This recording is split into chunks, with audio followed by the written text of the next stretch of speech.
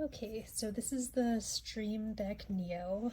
I really like that it folds flat, makes it really good for travel.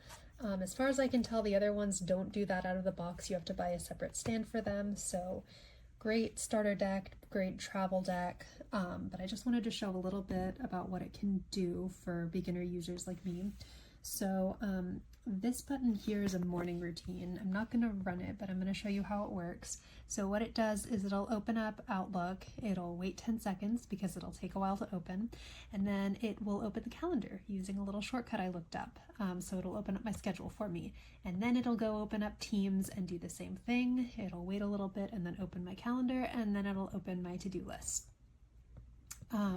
And then it does a whole lot of other things, like I installed some plugins for system control that let me shut down, restart, and sleep the computer. This one will lock the computer. This is just a hotkey for Control-Alt-Delete. And then this is a toggle hotkey. So if I click this, it's going to run Control V, but it's supposed to start here at copy. So I click that, it'll do Control Copy, and then if I click it again, it'll Control V. Over here on this page, we have some editing tools. Under File, you'd see the typical things you'd see under File, like print, save, open, new, screenshot I threw in there just for fun. This is some more editor tools like cut, copy, paste. And here I have my paste folder. I do a lot of different kind of pastes every day, so this is just a regular paste, this is a paste values, and this is paste special. So that makes it easy and convenient for me to do that without having to remember the keyboard shortcuts. Over here, this is the shortcut to just open the emoji keyboard outright, but this is a profile that was a free profile that I downloaded off the Steam website. And it just has some preloaded, frequently used emojis. You can always change these up and switch them out. And then at the very end over here, I added a shortcut key to take me back to my main profile. This page I dedicated to shortcuts that I use pretty frequently. So this is, these two are folders that take me to other subfolders within those folders, just some frequently accessed things. These are some folders. This is a spreadsheet. This is an Excel spreadsheet that I use pretty frequently, and this is just straight shortcuts to my desktop folder and my downloads folder. This here opens this up on my desktop because when I work from home and then go back to the office, I frequently find myself having to change monitor settings. And so if I click here, it'll open up that monitor settings in my settings folder. I'm not going to do that because it'll show you my email address. Internet safety. This takes you to all of my custom profiles. So this one takes you to my Teams profile.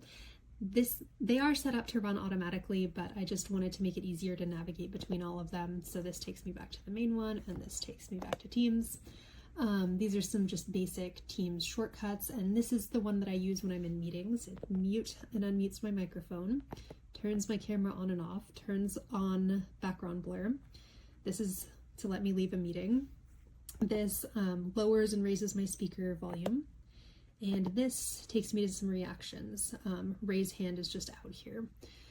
This one, I did have to install the Teams plugin to be able to use all of these features, but that was just a free download. It was pretty easy to download. I kind of used the basic Teams profile as a starting point and then added some other features and icons to it. Oops.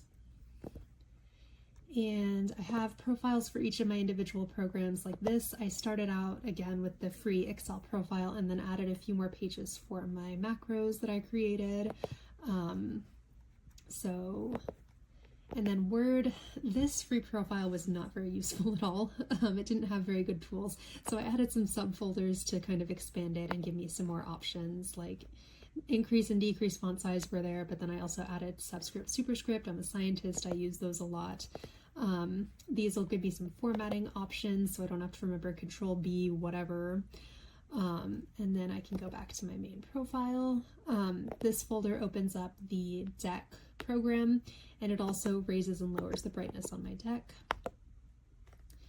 And this is just a basic screenshot button. So all kinds of useful things this thing can do right out of the box and without dropping any money on paid profiles or paid plugins.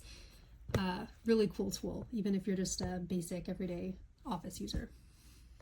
I've had the Stream Deck Neo for 6 months now, and it's really time I did a review because it is a great little device. I use it for turning on and turning off my music or turning the volume up or down. This is kind of how I normally leave it in work mode.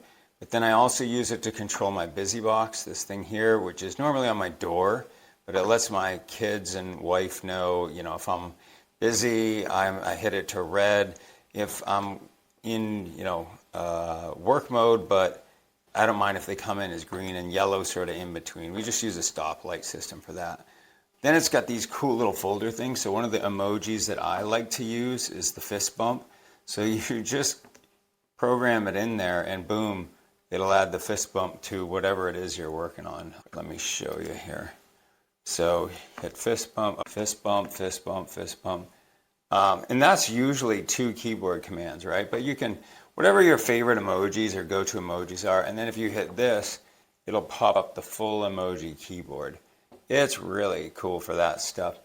You can also set your brightness, and if you're into Pomodoro technique, you can start a timer there. And then lastly, I have a thing where if I've got a bunch of apps that I want to just fire off, normally I use the toolbar, but sometimes I'll come to this. But you can see there's many menus that you can set up, but my main ones are to control my music because I like to have music on in the background, control my busy box because that's what lets my family know that it's not a good time to come in, and then any of these little fun emoji things. I also use it to fire up ChatGPT. So I hope that review helps. I love this thing. They just came out with the black version. I may trade this one up because most of my theme on my desk is black, but I do have some white in my office here. Anyway, I hope this helps you to decide whether this is right for you, but I love it, and it's one of those products that I can't imagine not having anymore now that I'm into it and have used it for 6 months every day.